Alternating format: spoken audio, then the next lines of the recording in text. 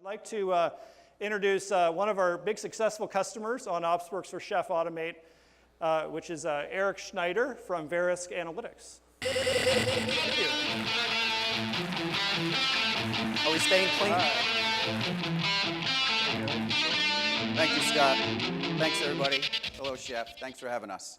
My name's Eric Schneider. I currently serve as CTO at Verisk Analytics, a company most of you probably don't know much about.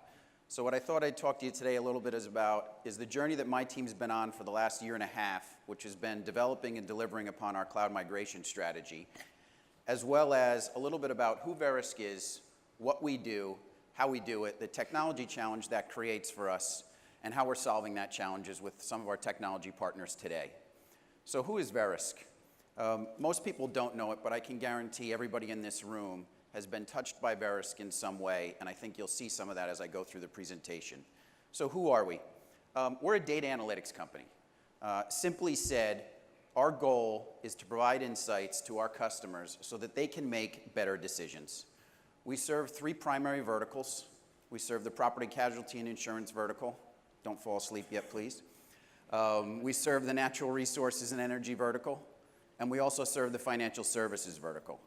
We're about 6,500 people in 27 different countries around the world. We've grown by acquisition in each one of those verticals. You can see some of our major brands here.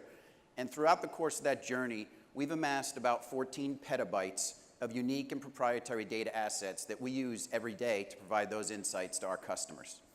So what does that mean, and how do we use that data? In the property casualty space, yes, we're involved in all aspects of the rating and claims processing within the insurance industry.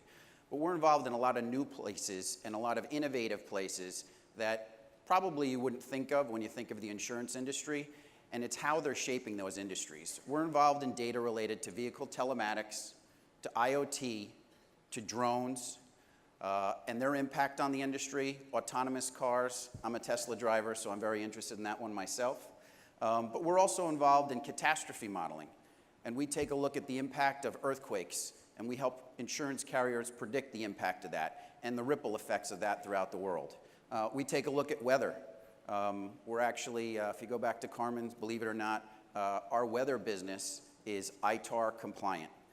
Don't ask me why, but the government views that the weather data that we provide them is governed by the same rules for arms regulations. We're involved in cyber risk. Thank you, government. It's very helpful. And we're also involved in one of my favorites, pandemic modeling. If you notice with Scott, I did the elbow bump. I'm a bit of a germ freak. It's data that I'll show you in a second that drives me that. So if there's other germaphobes in the audience, you may want to look away for a minute. But here, to make it a little more real for everybody, imagine the outbreak of a pandemic in Austin, Texas, among 1,500 people that happen to be attending a technology conference.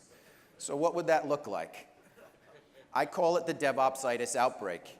And if over the course of 3 days, each one of us had the ability to infect 1.6 susceptible people, and there was no cure for the disease, what you see here is a real simulation based on real data. And over the coming 8 months, we would actually infect the entire world.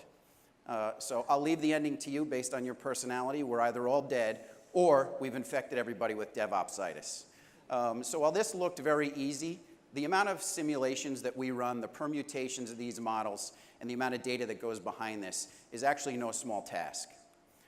So what else do we do?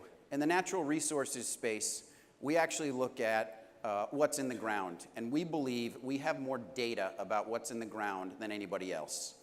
And we use that data not just to understand the value of what's in the ground, and we provide that to our customers and the costs of pulling that data out of the ground, but we look at a lot of other interesting things as well. One that I find particularly compelling is the humanitarian aspects involved in mining and minerals. So 3TG, as it's referred to in the industry, which stands for titanium, tin, tungsten, and gold. 4 minerals that make their way into just about every single smartphone, tablet, computer, or piece of technology infrastructure that we use every single day. And we look at human rights violations that may actually be occurring within the sourcing of those minerals. Whether that's children, and as Adam rightly pointed out, we don't want any children near ore crushers. That's no place for them. And we also take a look at whether, in fact, militant organizations are involved in the sale and if in the sale of that, they're using the profits of that to fund violence and terror. And we advise our customers of those human rights violations so they can actually make more informed and, from my perspective, healthier decisions about all the products that are in their supply chain. What else do we do? Financial services. In the financial services space, we track $6.7 trillion worth of consumer spend every year. And we do a lot with that data that you could probably guess, but again, some interesting things. Media effectiveness. So about a year ago, we formed a partnership with Nielsen Ratings. Nielsen wanted to improve the quality of the analytic that they provided to their customers, and they partnered with Verisk Analytics for that. So the typical measure that Nielsen had in the past was eyeballs on a screen. And while an effective and important measure, because if you're not watching it, what good is the ad? It wasn't everything that they wanted it to be. They've brought the demographics data that they have about who's watching the shows. We've married that with the consumer spending data that we have, and we're actually able to provide real insights now as to actually the fact if the folks watching those shows actually are interested in those advertisements, purchase them, how often they purchase them, and perhaps there should be different advertisements running during those shows. So a pretty diverse skill set that we have, and a pretty diverse data set. For us, we think that makes us pretty unique. We boil it down into 4 distinct, unique assets that we have.